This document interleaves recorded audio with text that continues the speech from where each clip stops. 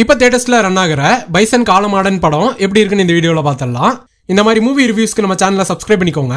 படம் எனக்கு பிடிச்சிருந்துச்சு. இந்த பைசன் படத்தை ஒன்லைனா சொல்லணும்னா, ஒரு சின்ன கிராமத்துல இருந்து கிட்டனுங்கிற ஒருத்தர் இந்தியன் கபடி டீம்ல செலக்ட் ஆகி அர்ஜுனா அவார்ட்லாம் வாங்கியிருப்பாரு. இதுக்கு இடையில ஒரு வாழ்க்கையில நடந்த ஸ்ட்ரகிள்ஸ், பகை, பாலிடிக்ஸ், லவ்னு எல்லாத்தையும் சொன்ன படம் தான் இந்த பைசன் காலமாடான். இந்த படத்துல இவங்க காட்டுற கிராம ஊரெல்லாம் ரொம்ப பயங்கரமா இருக்கும். சும்மா ஒரு ஆடு ஒண்ணுக்கு போனதுக்கெல்லாம் கத்தி எடுப்பானுங்க. டைரக்டர் மாரி செல்வராஜோட ஸ்டோரி டெல்லிங் சூப்பரா இருந்துச்சு. ஆக்டிங்ல துருவ் சூப்பரா பண்ணியிருந்தாரு. அவரு கபடி விளையாடுற சீன்லாம் நல்லா இருந்துச்சு.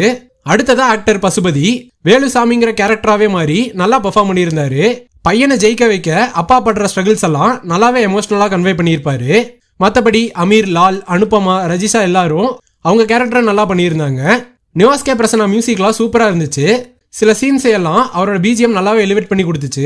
எனக்கு இந்த படத்துல நெகட்டிவா இருந்தது படத்தோட லென்த் தான். ஃபர்ஸ்ட் ஹாஃப்லாம் ரொம்ப நேரம் போற மாதிரி இருந்துச்சு. ஓவராலா சொல்லணும்னா பெரிய காமெடி, கமர்ஷியல் எலிமெண்ட்ஸ்லாம் இல்லாம ஒரு கபடி பிளேயரோட லைஃப் ஸ்டோரியை சொல்ற மோட்டிவேஷனல் படம் தான் இந்த பைசன் காலமாடன். படம் பார்த்தவங்க எப்படி இருந்துச்சுங்கிறத கமெண்ட் பாக்ஸ்ல கமெண்ட் பண்ணிருங்க. பாய்.